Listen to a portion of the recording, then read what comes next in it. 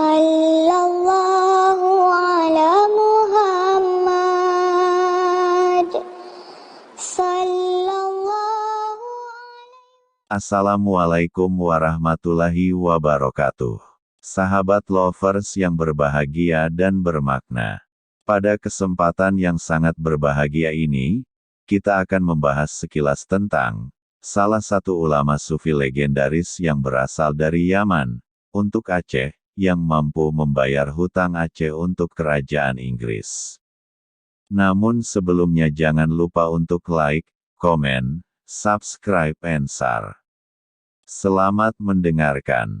Pada masa kerajaan Sultan Alauddin Mahmud Shah, tahun 1760 sampai tahun 1781 Masehi, ada salah seorang ulama, yang karamahnya membuat takjub Sultan Kerajaan Aceh pada masa itu. Beliau yang lebih akrab disapa oleh masyarakat Aceh dengan sebutan Tengku di Anjong.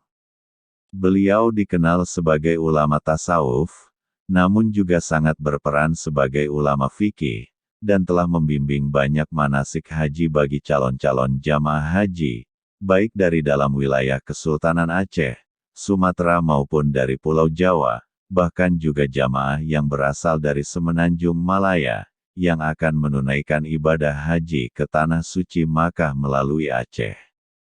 Gelar dan nama sebenarnya Tengku di Anjong adalah Al-Qut Al-Habib Sayyid Abu Bakar bin Hussein Bilfaqih. Beliau berasal dari wilayah Hadramaut, dari negeri Yaman. Menurut catatan, kedatangan beliau ke Aceh pada tahun 1642. Kedatangan Tengku di Anjong ke Aceh tidak langsung melalui Hadramaut, tetapi beliau terlebih dahulu mempelajari dan mengamalkan secara sungguh-sungguh semua kandungan yang terdapat dalam kitab Bidayatul Hidayah, karya Hujatul Islam Imam Al-Ghazali bersama dengan dua ulama lainnya di Madinah. Pada Maret tahun 2009, seorang ulama dari daerah Tarim Yaman, yang bernama Habib Kazim bin Jafar Assegaf, beliau telah berkunjung ke Gampong Pelanggahan, dalam rangka menziarahi makam Tengku di Anjong, sekaligus bersilaturahmi dengan jamaahnya di Masjid Anjong. Dalam tausiahnya, beliau mengatakan bahwa Tengku di Anjong merupakan keturunan Rasulullah, lahir di Hadramaut Yaman, suatu tempat di mana lahirnya para aulia Allah.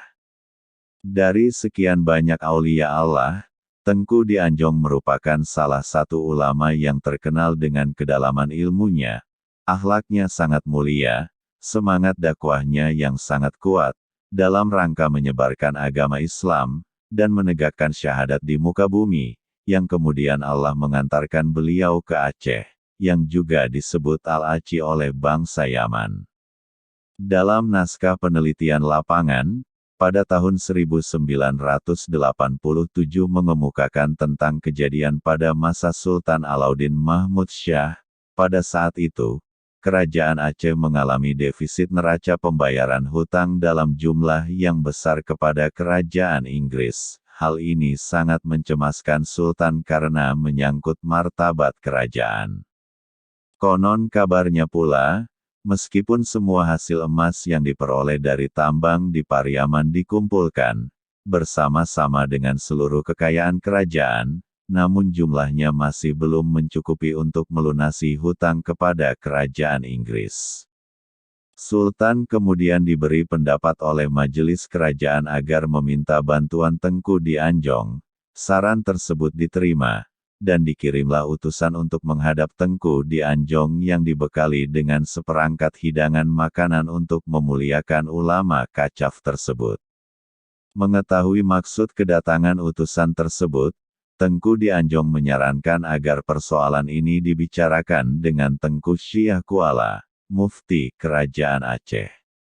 Namun, Tengku Syiah Kuala menyatakan ketidakmampuannya memenuhi permintaan Sultan, dan beliau menyatakan bahwa hanyalah Tengku di Anjong dengan izin Allah yang sanggup membantu Sultan.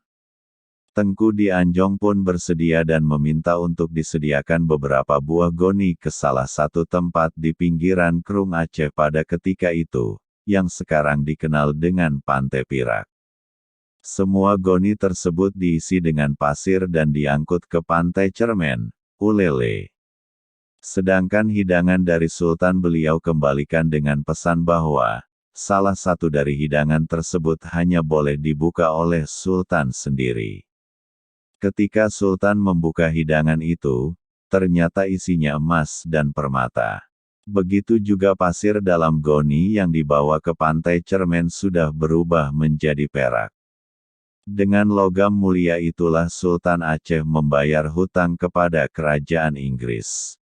Dengan demikian, martabat Aceh yang nyaris luntur karena tidak mampu membayar hutang tetap terpelihara dalam pandangan kerajaan Inggris, karena munculnya ulama kacaf dalam masyarakat pada saat itu.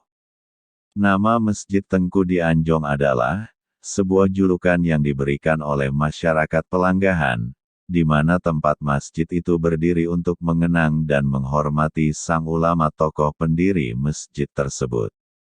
Status tanah masjid ini adalah tanah wakaf, seluas 4 hektar. Sebelum mendirikan masjid, ulama ini terlebih dahulu memanfaatkan rumahnya, atau rumah kecil yang sangat sederhana tersebut, sebagai tempat pengajian, dan asrama bagi murid-muridnya yang memperdalam ilmu agama Islam dan bermalam di sana. Oleh karena perkembangannya semakin hari semakin pesat, rumahnya tersebut tidak mampu lagi menampung murid-muridnya. Akhirnya beliau mendirikan masjid yang bukan hanya difungsikan sebagai tempat ibadah, tetapi juga dimanfaatkan untuk bermusyawarah, kepentingan pengajian dan lain-lainnya. Masjid Tengku di Anjong selain berfungsi sebagai sarana tempat salat dan kegiatan-kegiatan ibadah lainnya, pada masa mempertahankan kemerdekaan Indonesia, masjid ini pernah menjadi markas perjuangan kemerdekaan oleh Laskar Perjuangan Aceh, dalam rangka mempertahankan kemerdekaan Indonesia dari rongrongan penjajah Belanda. Jadi masjid ini tercatat sebagai salah satu masjid bersejarah di kota Banda Aceh. Masjid Tengku di Anjong yang ada sekarang, dahulunya dikenal oleh masyarakat dengan sebutan Dayah yang terdiri atas 3 lantai. Lantai pertama disebut dengan Hakikat, lantai kedua Tarekat, dan lantai ketiga Makrifat.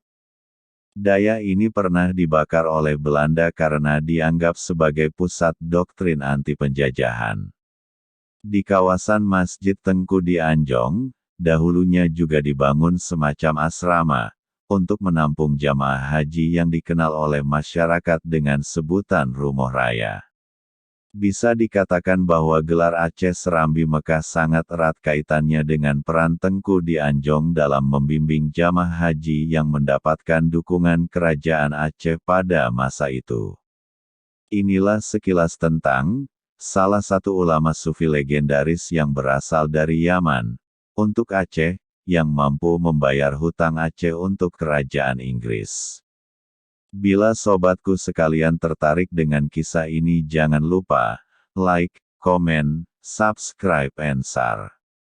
Atas kunjungan sobatku sekalian kami mengucapkan ribuan terima kasih. Semoga bermanfaat dan berkah. Wassalamualaikum warahmatullahi wabarakatuh.